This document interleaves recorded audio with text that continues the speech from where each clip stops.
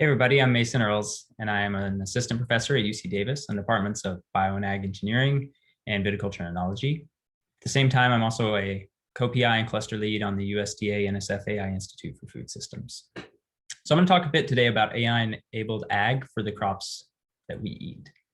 And I'll explain more about what I mean by crops we eat as we go through this conversation.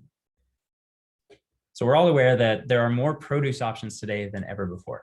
Right? We walk into the grocery store, we look around and we see tons of different options, all the way from conventional through organic, through all sorts of different fruits, vegetables, nuts, produce, etc.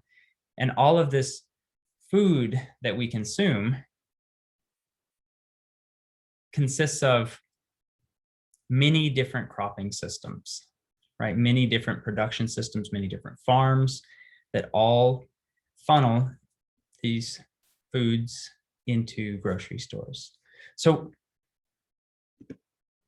at the same time that we have this large supply of fruits, vegetables, and produce available to us, we also see that there is a growing interest, and a reason that many of us are here today, in AI-enabled agriculture, right? This ranges all the way from decision-making tools, on-farm decision-making tools for management at any moment in time throughout the course of the year across multiple seasons, all the way to the actual production, management, and automation procedures associated with robotic harvesting and everything in between. Despite this large amount of and large role that food plays in our lives and this growing interest in AI-enabled technology, human decisions and labor are still a key component. They're integral for many crops, and that's especially true for the crops that we eat. So with this in mind, I ask myself often, what are the big challenges and opportunities? This is the topic of this particular workshop. What are the big challenges and opportunities for scaling AI-enabled agriculture so that they can impact the crops we eat? Well, let's talk a little bit about what I mean by the crops that we eat.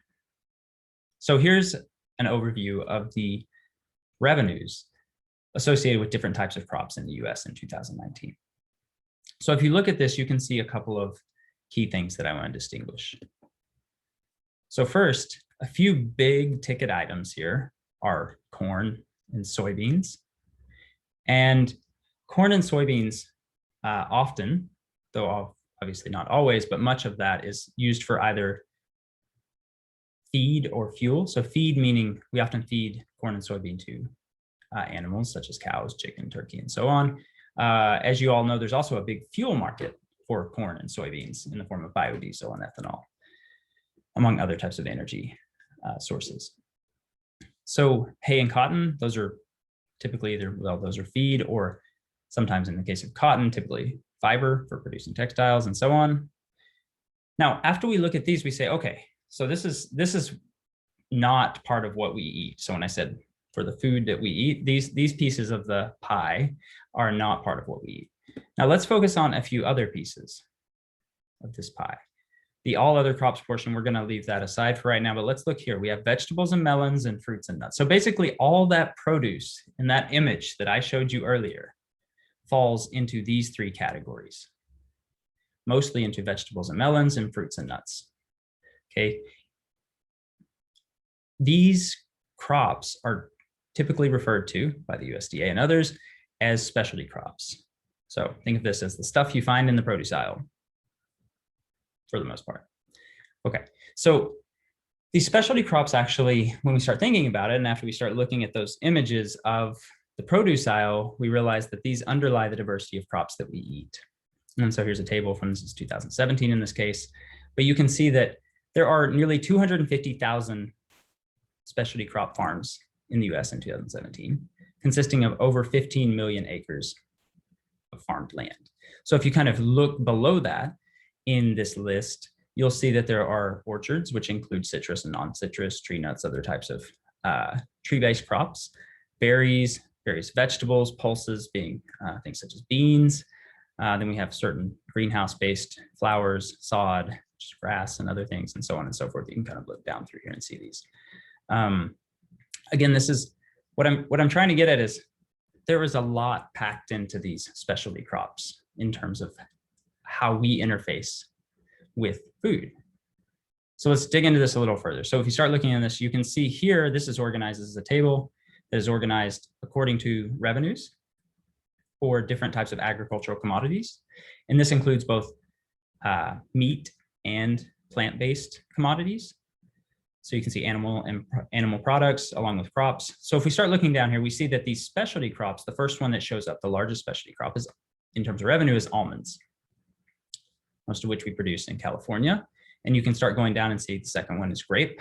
We have floriculture, which are flowers, potatoes, lettuce, and you start just marching down this list and you see so many different things that you're very familiar with: apples, strawberries, pistachios, oranges, tomatoes, walnuts, so on and so forth, all the way down through sweet potatoes, watermelons, celery, pecans, so on and so forth. And the list goes on, and even down to apricots at number 90, something we all know very well. And some in here, dates, squash, so on and so forth. There are many more. I've only listed the first 90 something of these crops. But the point that I'm trying to make is that when you look at them, we know them very well. But if we look at the fraction of the total receipts or revenues in this case, or the cumulative share of revenues, even almond, which is the largest specialty crop, only makes up about 3 to 4% of the total agricultural commodity revenues in total, right? So there are so many of these different foods we eat, but each individually only constitute a small portion of the total production, economic production or output in our country. So this idea or this fact underlies, I think, a big challenge and opportunity for AI in agricultural applications. And that's simply that agricultural production is highly variable, right? So earlier, when we looked at this pie chart, we saw that there were 2 slices dedicated to pretty much everything in the produce aisle. Every one of those types of crops is produced, almost every one of them is produced a little differently. And they have their own machines, their own way of harvesting, their own way of managing, and they all have their own way of interacting with the environment. Within any of those given crops, there are numerous cultivars. There's many types of grapes, strawberries, different types of almonds even. And all of those cultivars by environment, by crop, are then managed differently by individuals who farm them. So the outcome of all of this is that we have a highly variable system, very overspecified system, in which we need to overcome this challenge of high diversity or variability in anything we're trying to do, whether that's predictions on the output side, such as yield, or some sort of robotic actuation or control, such as harvest or spraying. Any of these, anytime we start working in specialty crops, we start narrowing our revenue or our market opportunity substantially. So each of these different agricultural applications, as we're thinking about building data sets or systems or pipelines for interfacing with the food that we eat and AI, we have to consider that we have different sensor needs as well, right? So it depends on what we're trying to detect and what we're trying to predict, what we're trying to do. Here are 5 common types of sensors used in agricultural sensing applications. We have standard RGB, depth, with 3D geometry, such as point clouds or some sort of surfaces, hyperspectral types of imagery, thermal imagery, and there are many other types of sensors we could be interfacing with. So this is kind of our input data sets that we might see. At the same time, that's the input side. What about the output side, the ground truth side? Well, there are many different types. This is just for a few examples. We know that there could be image classification. Is this a diseased image? Whatever's in this image, is it diseased or not? Semantic segmentation, we might say, is this a weed and where is it? We need to localize this so that we can actually spray or do some sort of actuation, picking and digging. Object detection, where are the grapes so that we can mechanically harvest or prune near them. Biological state estimation. So in this case, what is the yield going to be in 3 months from now? What is the expected pathogen load so I can variable rate, change the rate of my spraying device? So each of these different ground truth needs, again, creates more diversity in the overall application areas and opportunities, yet challenges within AI in agriculture. So at the end of this whole input-output piece, we also have a number of potential endpoint objectives for this ML pipeline, which I've alluded to in different ways. We have crop state prediction. Here's kind of how I like to think of this. We have crop state prediction being, here's some biological state of the crop that we're interested in. That might be how water stressed is it? This will feed back into how much we want to irrigate. How much pathogen or pest load is there? Like how diseased, how sick are these plants? We might need to change the rate of application of some pesticide or insecticide. How much actual yield do we have? How much weight do we have so we can change our predictions for future contracts? We've also got the actuation side, which I know many people here are working on, thinking about spraying, thinning, pruning, weeding, whatever all of these management activities are potential endpoint objectives for our AI and machine learning applications. We also know that there are a number of spatiotemporal scales that are potentially needed. There's ground-based imagery and data, UAV or aircraft, so unmanned aerial vehicles, it's drone or aircraft imagery, or even satellite imagery. And all of these are often different perspectives on the same location. So there's an opportunity here for integration of these different modalities of data. Another piece I want to kind of bring up, and again, you can see that I'm making a case for why specialty crops are interesting yet challenging from an AI perspective. So this is kind of my last few slides on this before I talk about a few projects and some solutions we're trying to do related to these challenges. So in this case, we have I think there's a barrier, a market size barrier to AI-enabled technology for specialty crops. So I've made this chart here. This shows what you can see along the x-axis is the number of crops that we're cumulatively counting, ordered along total amount of revenue. It's that chart that we saw earlier. And then along the y-axis is the cumulative revenue. So what you can see is that the first 4 crops make up about 60% of the cumulative revenue, right? We mentioned this already. And here, the remaining portion from 60 to 100 are made up of a lot of crops. So there's this diminishing return on your investment for only solving the problem of one particular crop. So what that says to me is that specialty crops actually will, in order to be profitable or successful in developing AI technologies for specialty crops, we need to think about ones that generalize. We need to think about ones that are data efficient.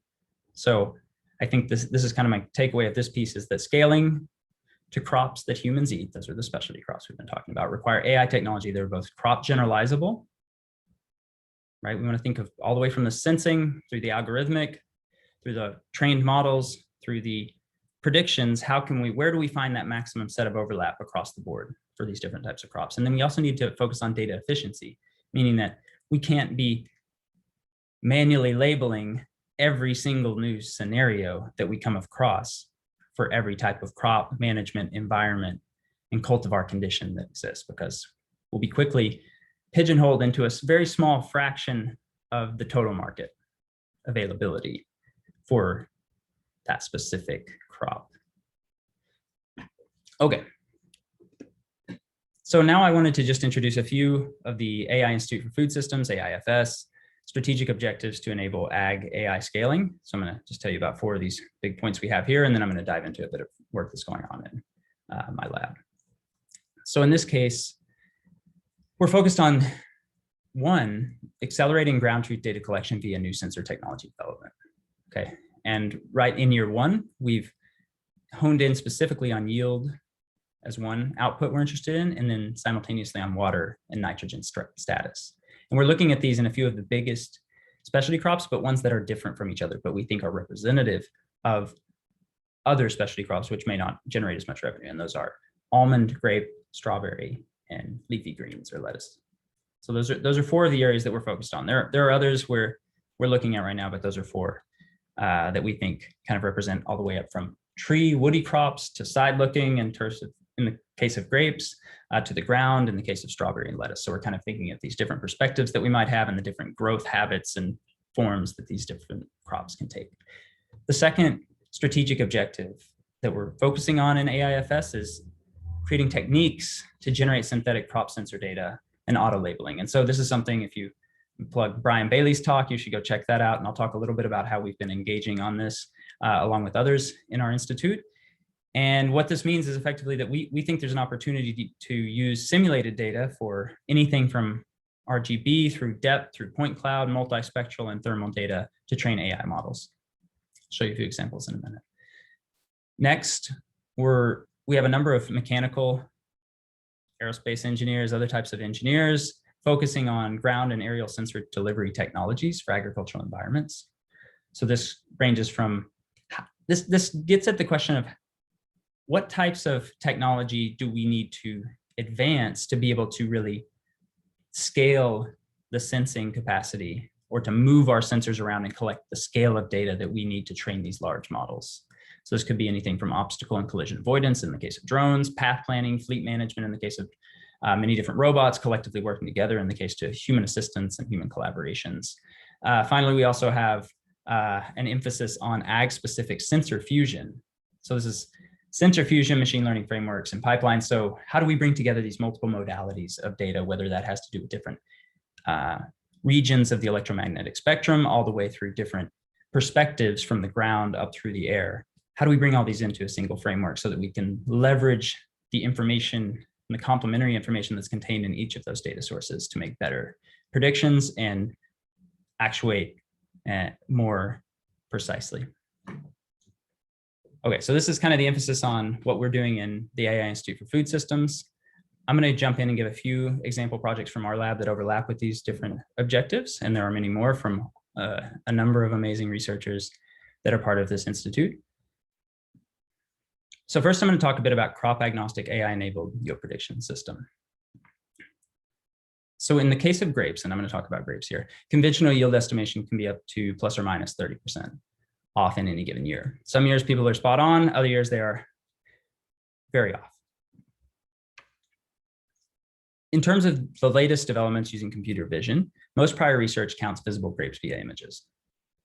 But there's a challenge or a limitation of doing this, which is that visible grapes often don't equal on the ground yield. So I'm going to show you a bit about that in a moment.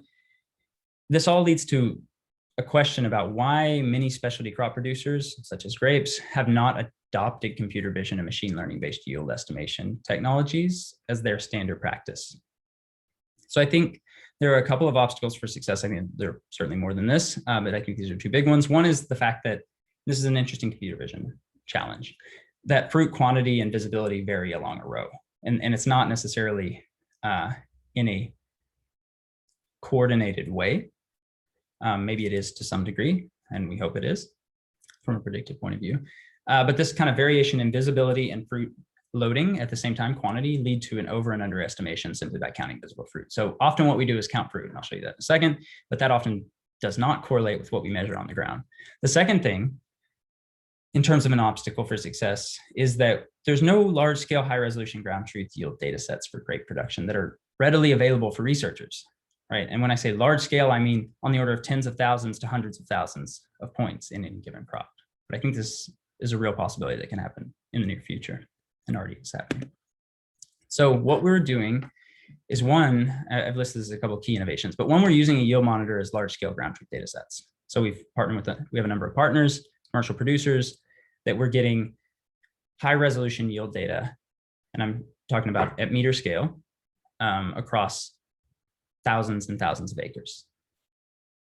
Okay, so we do this by equipping mechanical harvesters with geo-referenced measurements of the mass as they flow across any sort of conveyor or other types of mechanisms.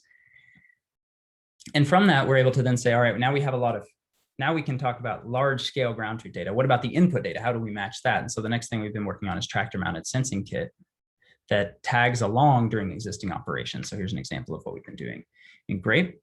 I'll tell you a bit more about that momentarily. And then finally, we need a way to bring together different modalities of data, like we talked about earlier, such as aerial and ground-based imagery, different sensor types, into a single modeling framework and make these predictions that matter earlier in the season, such as yield. So what I mentioned earlier is that we can't just count visible fruit. Okay, our measurements, so these are fruit estimates that we've made, and these fruit estimates actually have really good correspondence in terms of looking at how well the computer sees what we see. So we have, in this case, we had something like an an MAP at IOU 0.5 of 0.75. So in other words, we're getting really good localization and detection of fruit in terms of what we see in the imagery. However, when we take and look at how these fruit counts correlate with what we measure from yield monitors, we see really poor correspondence. So how do we overcome, this is a really interesting question in computer vision, occlusion or fruit visibility issue. How do you predict something that is sort of the product of what you can and cannot always see? So there's a few ways that people try to do this. When we have mechanical disturbance while imaging, you could be blowing leaves, doing other sorts of things. To develop new sensors that maybe see through leaves and branches, there's the possibility of using either modeling or learning the visibility or occlusion in any given data set, or there's also better tracking, so actual tracking of the fruit models for doing this. So there's ways that we're all kind of trying to think about to do this, and I don't think anyone's solved this problem yet, but I think it's a very important one across different agriculture domains. So I'm going to show you how we've been looking a bit at modeling or learning this visibility. There's a lot still to do. We've just kind of started on this endeavor. The way we're doing this is using end-to-end deep learning for yield prediction. So effectively, we're taking this large scale data set that we have. We're feeding in multiple modalities, that's both RGB and depth imagery, well, video, into various sorts of custom neural network and other types of architectures, deep learning architectures, and trying to ultimately just directly predict yield.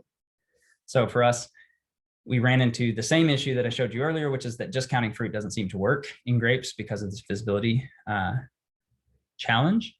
And so this is what we've done. And from here, we've been able to start making some decent predictions, although I think we have a lot of room for improvement at about 10 through 20 meters spatial resolution. So this is on a total data set we had, in this case, was about 20,000 vines worth of yield data and a corresponding amount of maybe 5 times that of imagery, because we had higher resolution on the imagery side. And what we're seeing is we're starting to be able to better predict compared to just counting, which is what I showed you previously, starting to be able to better predict yield from ground-based imagery. But there's still a ways to go. Another thing that we're doing to scale up our data set, which we think is a critical part of making a more generalizable system, is by using the sensing kit that I mentioned earlier to passively collect. In our case, we're getting about 80,000 grapevines per night.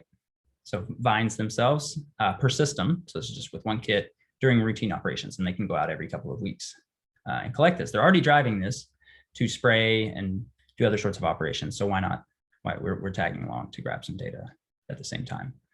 So throughout this season, in the next 3-4 weeks, we'll have over 1 million grapevines collected. We're also doing this simultaneously in almond and doing some work in strawberry as well. So at the same time, which is critical, we're also collecting corresponding ground truth yield data so that we can build these end-to-end deep learning models and test what kind of the best way to develop such frameworks is. All right, and now I'm going to talk about this last piece, which I think is particularly cool and links again to Brian Bailey's talk, who you guys should go check out if you haven't already. And this is some work done by, previous work I should mention is done by Alex Olinsky and a few others in my lab. This work is done by Junghao Fei in my lab as well. And so what we've done here is look at how we can enlist 3D crop models and generative adversarial networks for more data efficient and generalizable fruit detection. And so in this case, grapes are produced all over the country. There's all sorts of variability, consequently, in any sort of the sensing side, management side, cultivars, environment. I mentioned all this variability, and that definitely exists in the case of grapes. We have, here's just a quick look. Here's a number of images that we've collected from various sources. And you can see that there are many different views of what it means to be a grape and what fruit, the context in which grape fruit can be found in the vineyard. So what we focused on here, working with Brian Bailey, is using his 3D biophysically based crop modeling system called Helios to start generating synthetic plants. In this case, we've done this, started off with grapes, and we've generated a number of, this is parametrically constrained or parametric model where we can vary different aspects of the plant geometry and the fruit geometry in general. So we'll generate a number of synthetic images. We just started off with 500 in this case. They're pretty quick to generate though. And from that, we'll train a simple fruit object detection model and test the synthetically generated, this is a syn to real application, test the synthetically generated data and auto-labeled data critically with real world imagery in the predictions, which we've also labeled. So we started doing this, and what we saw, we have a publication coming up on this in the next maybe 4 to 6 weeks. What we've seen on this, generally speaking, is that just going directly from synthetic images to real world imagery is not enough to get great performance, get decent performance. We see some of the obvious grapes. Of course, if we went in and really fine-tuned the rendering aspect and the 3D modeling aspect of this, these 3D models themselves, then we would potentially be able to hone it into exactly the conditions that we're looking at, but that's a lot of additional effort, right? So what we've actually started thinking about is how we can bridge this domain gap between the simulated and real world data. And this is also something that's been done in the self-driving car, autonomous vehicle world, among others. So we're starting to think about this in the context of agriculture. And this is the general idea, is that we might have a few different domains. So we're focused on domain adaptation in this case. We might have, let's just say the one we've looked at here is we have a day domain and a night domain, but for fruit in this case. And we have a network, let's say, trained on domain A, which would be the daytime. And when we make predictions, we can get good, in this case, good predictions directly from domain A. This is real world data. And we could take domain B and plug it in the same network, and we get terrible predictions. This is actual predictions from this scenario, right? So how do we bridge this domain gap? And so I'm going to put a few options down here. This kind of show up in the wrong order. So we have a few options. One, we could train on a massive data set with all kinds of variation, which we're trying to do some of that. Two, we could fine tune on extra labeled data on the target domain, which also we're trying some of that. We know that that consists of a lot of extra labeling work. So there's a question of, can we do this? Can we engage some sort of domain adaptation so that we can apply a model that's been trained on a source domain to different target domains with maybe just a little bit of extra effort? So if we take a vanilla CycleGAN and use it to train a model to take the synthetic domain, so what we want to do is we can auto label a lot of data in the synthetic domain, right? So what we'd like to be able to do is auto label data and use it in any domain we want in the real world, but we know there's a lot of variation out in the real world. So we want to adapt that synthetic domain all the way to a bunch of different real world domains.